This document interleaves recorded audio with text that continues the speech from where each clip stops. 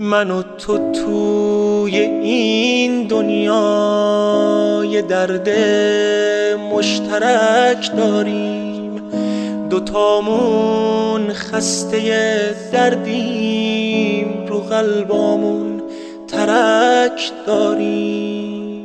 من و تو کوه دردیم و یه گوشه زخمی افتادیم، داریم جون میکنیم انگار رو زخمامون نمک داریم.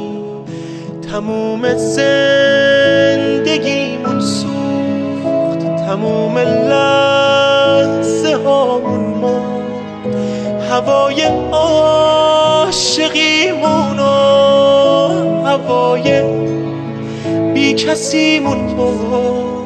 من و تو مال هم بودیم، من و تو جون هم بودیم، خوره افتاد به جونمون، تموم جونمون خورد.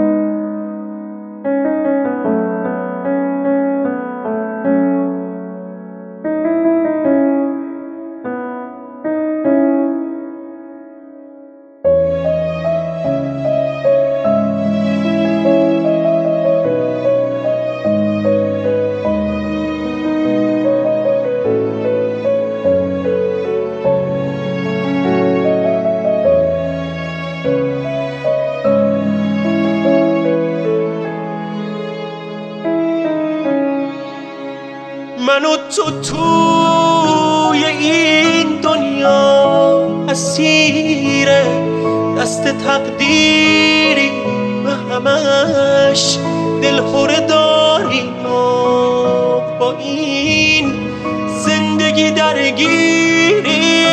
نفس که میکشیم انگار دارن شکنجمون میدن، داریم آهسته آهسته تو این تنهایی میمیریم. شدیم مثل یه دیواری که کم کم داره میریزه، هوای خونمون سرده مثل غروب پاییزه.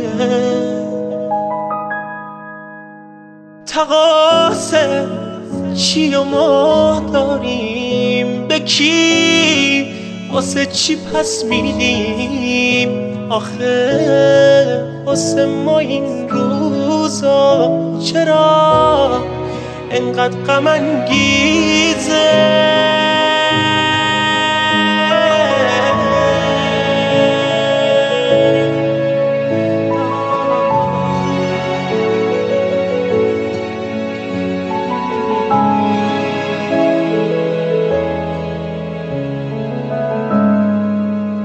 من و تو توی این دنیا یه درد مشترک داریم، دوتامون خسته دردیم، رو قلبامون ترک داریم.